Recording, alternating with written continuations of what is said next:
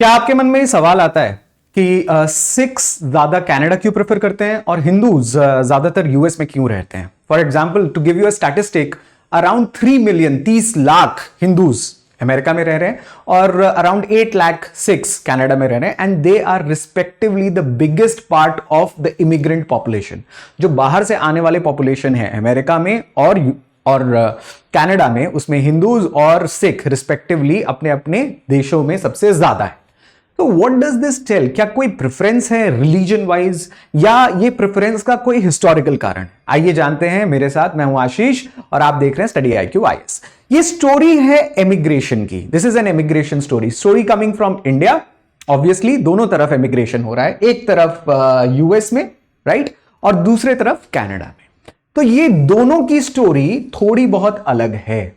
For example, आपको ये पता होगा या नहीं पता होगा, तो बहुत लोग शायद इस बात में अनुमान तो जरूर लगा सकते हैं कि ज्यादातर वीजा एप्लीकेशंस जो यूएस जाने के लिए होती है वो आती हैं गुजरात से, या हमारे सॉफ्टवेयर एरिया से, यानी कि हैदराबाद से, बेंगलुरु से, यहां से भी बहुत सारे एप्लीकेशंस यूएस जाने के लिए आ रहे हैं।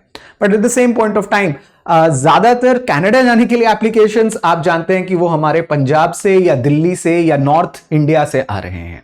Why does this preference? और ये प्रेफरेंस का कोई हिस्टोरिकल एंगल है, या जो भी एंगल है वो जियोपॉलिटिकल एंगल है कि आज के प्रोफेशनल्स यूएस को चुन रहे हैं, या अगर मैं कहूं जो बिजनेस माइंडेड कम्युनिटीज हैं लाइक पंजाबीज, वो कनाडा को चुन रहे हैं बिजनेस अपॉर्चुनिटीज के लिए या दूसरे अपॉर्चुनिटीज के लिए, better standard of living etcetera etcetera. What does drive their decision? So let us first see the Sikhs out there, because Canada की स्टोरी अभी इस समय करेंसी में बहुत ज्यादा है, बिकॉज जस्टिन ट्रूडो और इंडिया के बीच में हो रहे घमासान के साथ साथ इस बैकग्राउंड को भी समझना इंपॉर्टेंट है, that how important and how long back the Sikh community goes to Canada. So बात आती है सबसे पहले एमिग्रेशन की, कि सबसे पहला एमिग्रेशन कब हो रहा है। एक्चुअली जो सबसे पहला पंजाबीज, या अगर मैं कहूं पंजाब डायनेस्टी से जो कनाडा में जा रहे थे, दे वर दोज पीपल जो महाराजा रणजीत सिंह की रेजिमेंट को छोड़कर ईस्ट इंडिया कंपनी के पास चले गए थे। सो ये बात है 1849 की, जब महाराजा रणजीत सिंह के डायनेस्टी को हरा दिया गया। ब्रिटिशर्स ने मुकम्मल तौर पर, डिसाइसिव तौर पर उन्हें खत्म कर दिया। Punjab dynasty ceases to exist, और उसके बाद महाराजा दिलीप सिंह अपने साइन करते हैं, अपने पंजाब का एक्सेशन साइन करते हैं towards the East India company and the British empire. और उसके बाद जो पंजाबी सोल्जर्स थे, जो सिख सोल्जर्स थे, जो महाराजा रणजीत सिंह की बड़ी आर्मी में रहा करते थे, 40-50 हजार की सेना उनकी हुआ करती थी, अब वो ईस्ट इंडिया कंपनी की तरफ जाने लगे। ईस्ट इंडिया कंपनी ने भी पंजाबी, मराठा, जाट्स, गुरखास जैसे मार्शल रेसेस के रहने वाले वॉरियर्स को अपने आर्मी में शामिल करना शुरू किया। इसी बीच में 1897 में गोल्डन जुबली सेलिब्रेशन हो रहा था of queen Victoria. Queen Victoria के रेजिमेंट के तौर पर सबसे पहले पंजाबी सोल्जर्स कनाडा जाते हैं। उस जमाने में और आज भी कनाडा ब्रिटेन का एक प्रोटेक्टोरेट स्टेट माना जाता था, तो उस हिसाब से सबसे पहले कैनेडियन सोल्जर्स, या कि अगर मैं कहूं कैनेडियन पंजाबीज, सोल्जर्स के रूप में जा रहे थे। So they were but a part of the East India Company's empire. और ईस्ट इंडिया कंपनी के पार्ट होते हुए वो क्वीन मैजेस्टी के कंपनी के पार्ट हुए, उनके आर्मी के पार्ट हुए, और फिर कनाडा में जाकर बसना शुरू कर दिया। US was not a territory of Britain. 1776 में ही यूएस ने अपनी आजादी ब्रिटेन से अलग घोषित कर दी थी। तो यूएस इनके लिए जाना पॉसिबल नहीं था, और शायद एक नेचुरल चॉइस भी नहीं था। जो इंडियंस थे जो ईस्ट इंडिया कंपनी में शामिल होते थे, वो शायद कनाडा जा सकते थे, वो साउथ अफ्रीका जा सकते थे, वो ऑस्ट्रेलिया जा सकते थे, उन देश में वो जा सकते थे जहां पर ब्रिटेन का राज्य चलता हो। Similarly that was the case with India. So Indian soldiers started going to Queen Victoria's army, और फिर वहां से वो कनाडा जाना शुरू हो गए। ये बताया जाता है कि सरदार केसर सिंह सबसे पहले इमिग्रेंट बने जो कि कनाडा जाकर बसते हैं। इसके बाद की कहानी 1900 से लेके 1914 तक है, यानी कि 1900 से लेके 1914 के बीच में जो सिख कनाडा जा रहे थे वो अब सोल्जर्स नहीं बचे थे।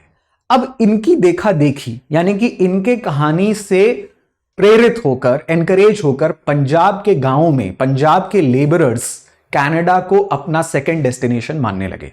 And that was during the time period of 1900 to 1914। So 1900 से लेकर 1914 के बीच में लेबरर्स के तौर पर Punjabi labourers, Sikh labourers Canada जाने लगे, और वो जत्थे के तौर पर जाते थे, हजारों की संख्या में एक साथ, 1000, 2000, 3000 की संख्या में जाना शुरू हो गए।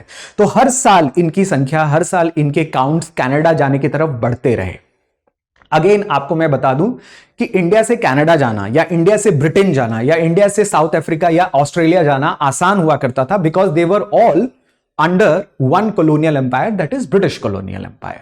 तो ब्रिटेन के कॉलोनी होने के नाते इन सब जगहों पर आप आराम से जा सकते थे, ज्यादा वीजा वगैरह का चक्कर या पासपोर्ट्स का चक्कर नहीं लगता था। So that provided them a good impetus. Plus Canada को भी लेबरर्स चाहिए थे, और क्यों चाहिए थे? बिकॉज कनाडा के पास जो लेबरर्स थे पहले से, जिसको वो कहते थे कॉकेशियन लेबर्स, कॉकेशियन लेबर्स ज्यादा महंगे थे पंजाबी लेबरर्स से। For example, Punjabi labourers around $1 से $1.5 कमाते थे, दैट्स इट। सो $1 से $1.5 उनको महीने में मिल रहा है, that was their asking price as compared to the Caucasian labourers जो कि यूरोप से और चाइना से आ रहे थे। उनका प्राइस $2 से $2.5 के बीच में होता था। तो ये चीप लेबर्स थे, और वहां पर कॉकेशियन लेबर्स को सब्सटीट्यूट भी कर रहे थे, उनको हटा भी रहे थे और अपना योगदान कनाडा की इकोनॉमी में दे रहे थे। लेकिन 1908 में कनाडा ने ये रास्ता बंद करने की सोच ली। सो जनवरी में उन्होंने एक एक्ट पास किया which was considered as a direct passage act और a direct passage law. Canada इस बात से चिंतित था कि बहुत सारे जत्थे के रूप में भारत से, इंडिया से पंजाबी माइग्रेंट्स कनाडा आ रहे हैं और वो लेबरर्स बन रहे हैं, और साथ ही साथ इसकी इकोनॉमी में कॉकेशियन लोगों को या यूरोपियन लोगों को हटा रहे हैं। तो ऐसे में इनका आना कैसे कम किया जाए, कैसे बंद किया जाए? बिकॉज इंडिया से आप मना नहीं कर सकते हो, बिकॉज इंडिया और कनाडा दोनों ही ब्रिटेन के अधीन है। सो आपने क्या किया? कनाडा ने एक लॉ बनाया। कनाडा ने कहा हम उसी शिप को आने देंगे जो डायरेक्टली ओरिजिन कंट्री से डेस्टिनेशन कंट्री तक जाए। यानी कि अगर आप इंडिया से आ रहे हैं कनाडा, तो आप बीच में कहीं ना रुकें, आप डायरेक्ट कनाडा पहुंचे। अगर आप पैसिफिक से जा रहे हैं तो आप जापान में नहीं रुकेंगे, फिलीपींस में नहीं रुकेंगे, इंडोनेशिया में नहीं रुकेंगे, डायरेक्ट कनाडा में रुकिए। You can understand that such a big journey and that such a continuous journey.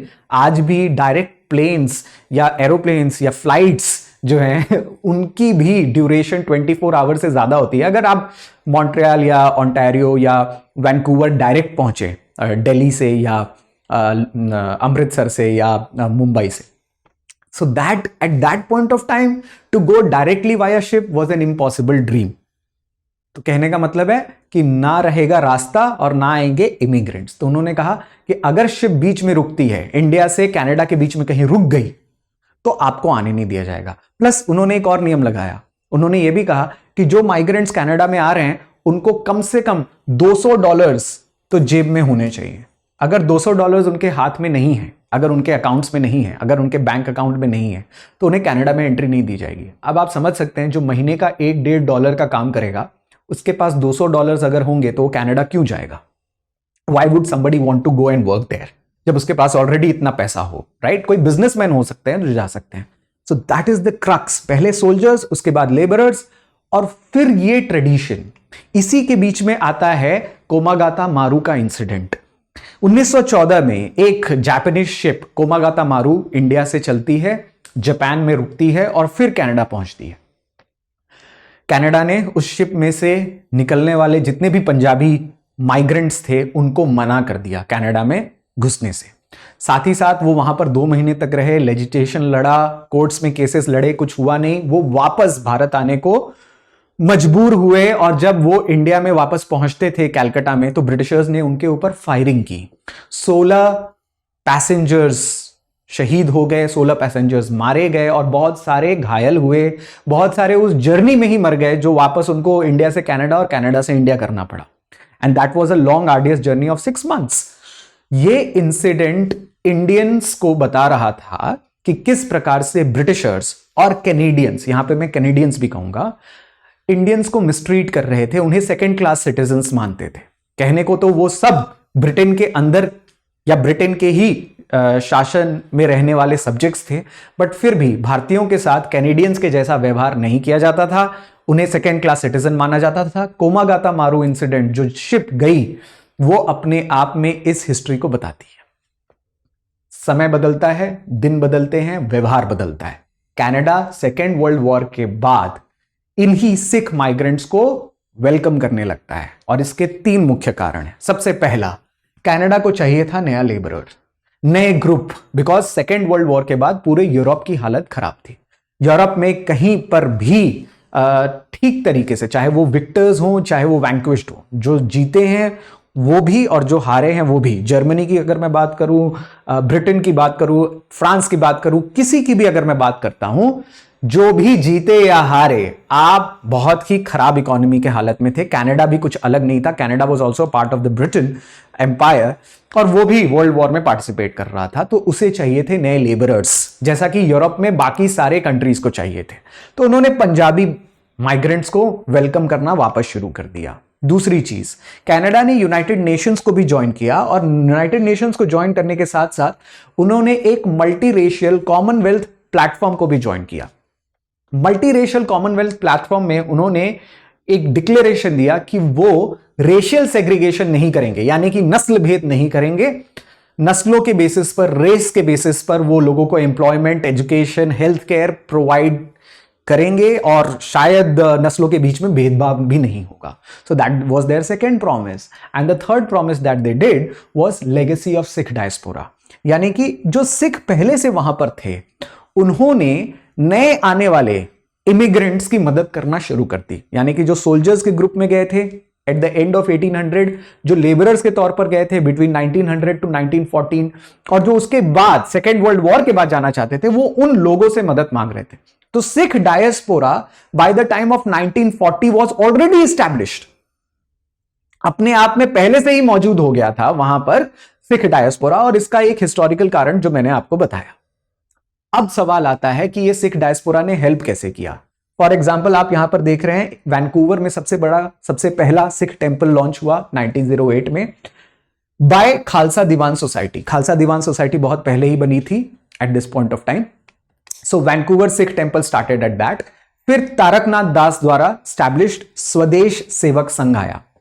ये गदर सोसाइटी के पहले आता है। सो Swadesh Sevak Sangh was also a Canadian organization for Indian nationalists, and then came the Ghadar society. Ghadar society का ना 1914 में एक बड़ा अच्छा एम था, और वो एम ये था कि वो फर्स्ट वर्ल्ड वॉर का फायदा उठाएंगे और इंडिया में अचानक से ऑल ओवर एडमिनिस्ट्रेशन वो हमला करेंगे, ताकि ब्रिटिशर्स को एक साथ भगा दिया जाए इंडिया से।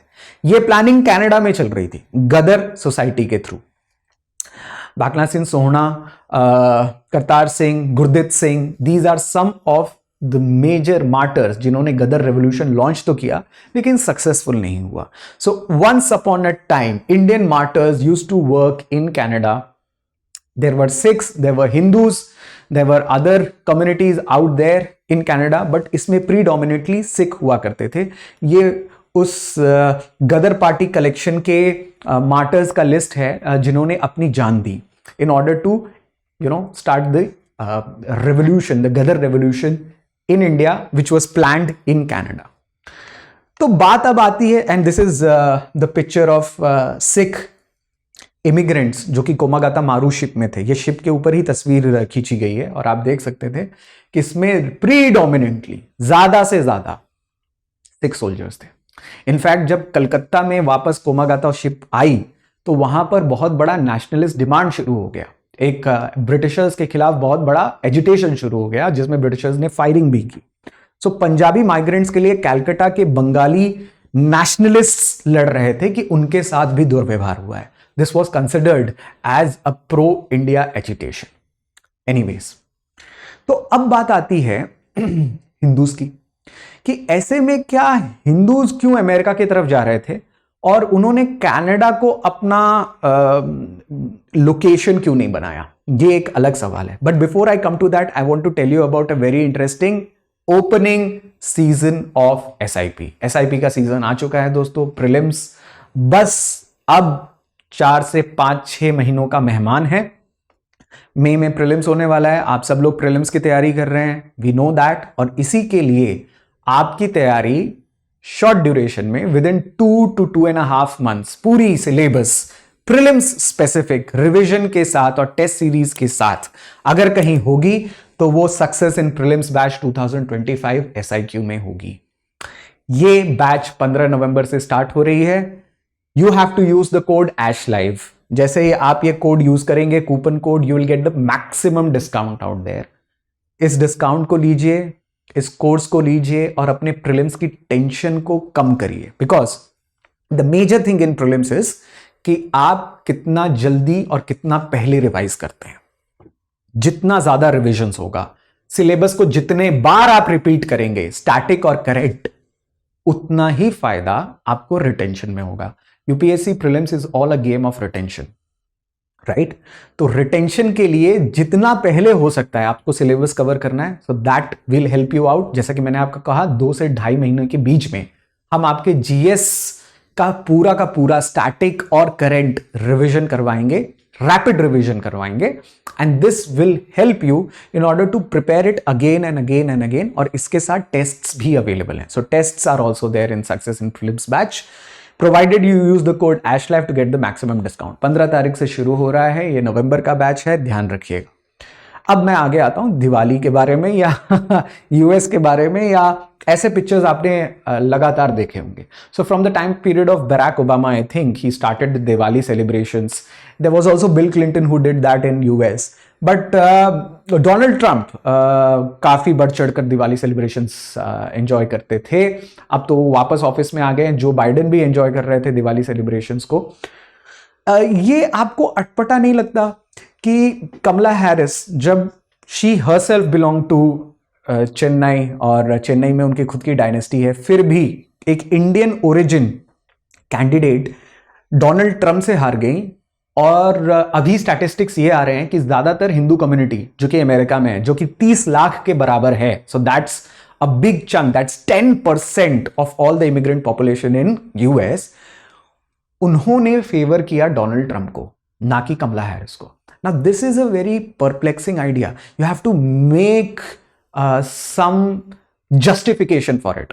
तो जो ये सीरीज देख रहे हैं उनके लिए एक और थॉट, एक और tangential thought, that why did Indian Americans or particularly Hindu Americans voted for Donald Trump rather than Kamala? So that's a topic for another time. But why did, आज के टॉपिक के लिए, that why did Hindus settle in US? So why that preference is coming up? Again, I'll take you to history because history बहुत सवाल आपको जवाब के तौर पर दे देती है। ये मैं आपको दिखा रहा हूं थियोसॉफिकल सोसाइटी का लोगो और थियोसॉफिकल सोसाइटी के founders, madam Blavatsky and Henry Olcott, colonel Henry Olcott. ये दोनों थियोसॉफिकल सोसाइटी को स्टैब्लिश कर रहे थे इंडिया के चेन्नई या मद्रास में, और ये दोनों अमेरिकन्स थे। इन दोनों ने उपनिषद्स, वेदांत की थ्योरी को थियोसॉफिकल मूवमेंट में समाहित किया, थियोसॉफिकल मूवमेंट के द्वारा बढ़ाया, और साथ ही साथ they tried to bring in together other philosophies from other religion also. लेकिन मुख्यतः इसमें वेदांतिक और उपनिषदिक फिलोसफीज जो थी वो आ रही थी। इसका लाला लाजपत राय जी के साथ क्या संबंध है? Because Lala Lajpat Rai was one of the few revolutionaries in India जिन्होंने करीब 3 से 4 साल यूएस में बिताए।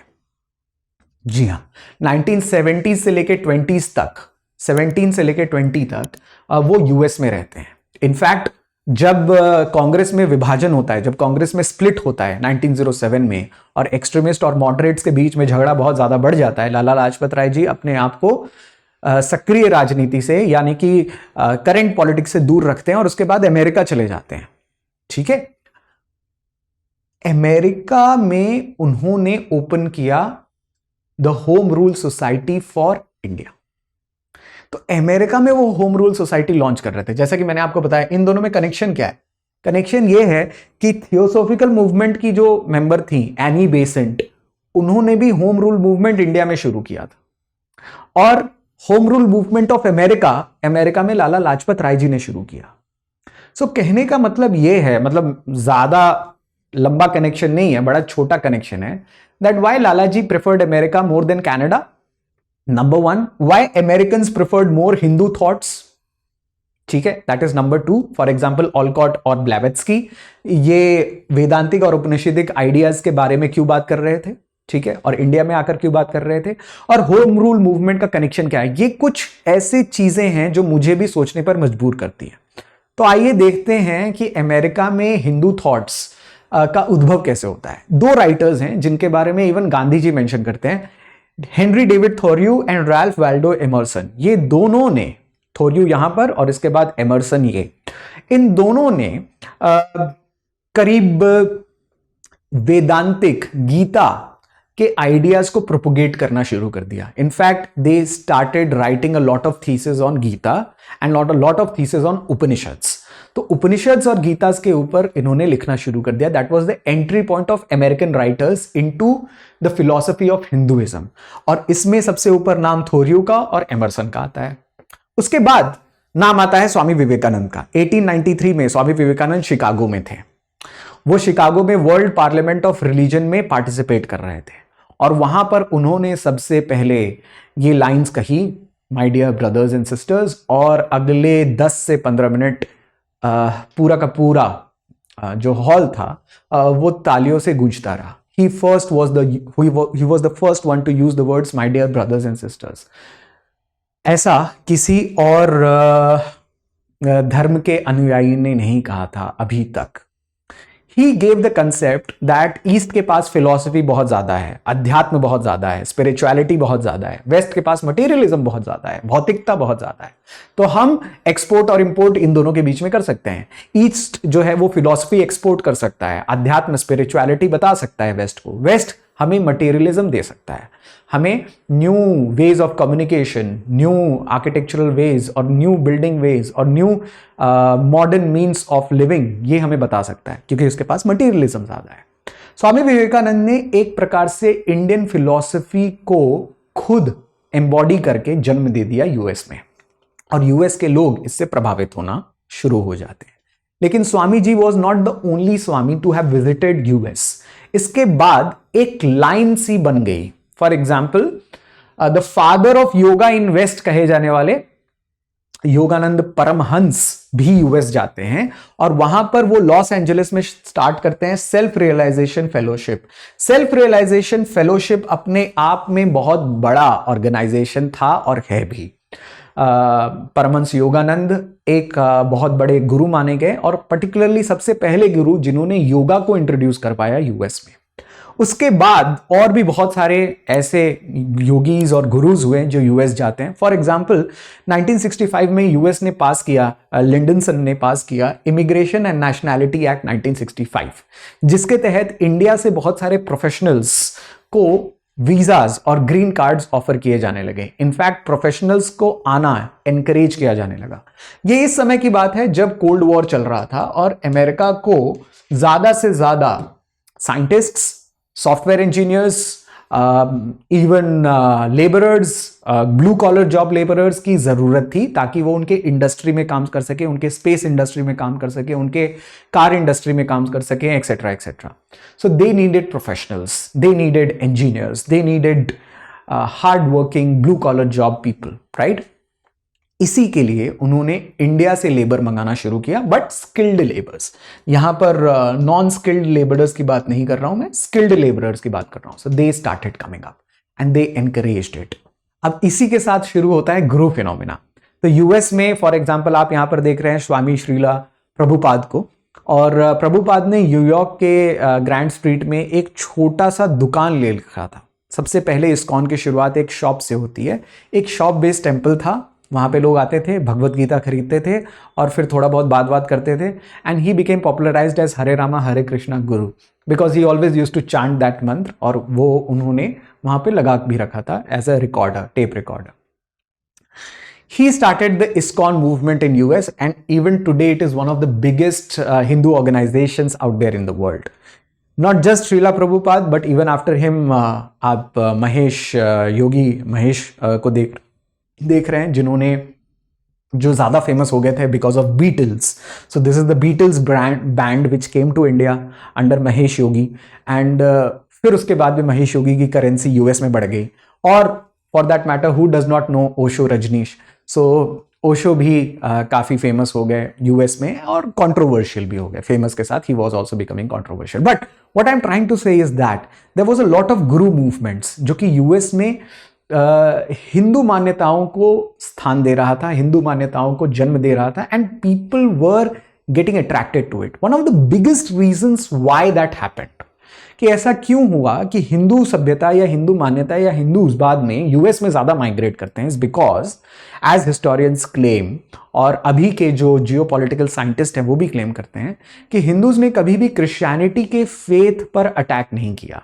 जो वहां पर प्रोसल्टाइजिंग मिशंस चले, जैसे कि महेश योगी का या स्वामी प्रभुपाद का, they were in conjunction to Christian practices. For example बहुत सारे इस्कॉन के भजन आज भी आप चर्चेस में होते हुए देखते हैं. They did not see people to convert themselves from Christianity towards Hinduism, but Hinduism provided them an alternative way of life. एक alternative तरीका, एक alternative holistic perspective. Health का perspective योगा दे रहा था, थॉट की पर्सपेक्टिव गीता दे रही थी, आइडियोलॉजीज की पर्सपेक्टिव जो है वेदांत दे रहा था, उपनिषद दे रहे थे, और इसका अपना हिस्टोरिकल एंगल भी था. फॉर एग्जाम्पल एमर्सन या थोरियू इस बारे में अमेरिकन को बहुत पहले ही समझा चुके थे. So that give him a legacy. कहीं ना कहीं हिस्ट्री हमें बहुत कुछ बता देता है that why some destinations are preferred by one particular religion and why some destinations are not preferred by one particular religion. हालांकि multi communal multi community characteristic भी है यूएस का. तो यूएस अपने सेक्युलरिज्म को लेकर, सेक्युलरिज्म प्रिंसिपल को लेकर काफी स्ट्रॉन्ग तरीके से काम करता रहा है. तो यूएस ने भी मल्टी रेशियल सोसाइटी को जन्म दिया है, यूएस ने भी मल्टी रेशियल सोसाइटी को प्रोपोगेट किया है. And one of the biggest benefactors of that has been Hindus. But इसका अपना हिस्टोरिकल रीजन भी है. So I hope you understood the reasons behind it and you enjoyed the presentation. जाते जाते मैं आपको ये बता दूं कि जो P2I फाउंडेशन के लिए, जो सिर्फ प्रीलिम्स के लिए तैयारी नहीं करना चाहते, जो ये चाहते हैं कि 2026 में वो प्रीलिम्स, मेंस और इंटरव्यू तीनों की तैयारी करें, for them it is possible for you now to start taking admissions. 15 नवंबर को अगेन एडमिशंस क्लोज हो रहे हैं. This is the P2I foundation batch, जिसमें आपको लॉन्ग टर्म के लिए तैयार किया जाएगा, सिर्फ प्रीलिम्स के लिए नहीं. So you are not preparing for 2025, you are preparing for 2026. It is a foundation batch. और P2I का मतलब होता है prelims to interview, prelims, mains and interview. इसमें जब आप प्रीलिम्स क्लियर करते हैं तो आपको मेंस रेसिडेंशियल प्रोग्राम के लिए हम बुलाएंगे ऑफलाइन मोड में, हमारे ऑफलाइन कैंपसेस पर in Delhi and in Gurugram. And there will teach you again for mains free of cost, मतलब इसी कॉस्ट में, no added cost is there, lodging, boarding, staying included. So this is one of the most important flagship batches of SIQ जो आपको long term preparation के लिए help करता है. Again 15 नवंबर को start है. You have to use the code ASHLive to get the maximum discount. इसके अलावा अगर आपकी कोई डाउट्स, सजेशंस या ये PPTs आपको चाहिए हैं तो प्लीज आप ज्वाइन कर सकते हैं टेलीग्राम ग्रुप पे. And I'll be more than happy to answer your doubts, questions, queries, and definitely I would like to see you in class. तो क्लास में मैं एथिक्स और हिस्ट्री की क्लास ले रहा हूं आप सबके साथ SIQ में. I hope to see you there and we will take the lectures in this same platform. Discussions, deliberations, इससे ही सब कुछ याद होता है, इससे ही कंसेप्ट्स क्लियर होते हैं. आई होप आपको अच्छा लगा होगा. See you again in class. Thank you.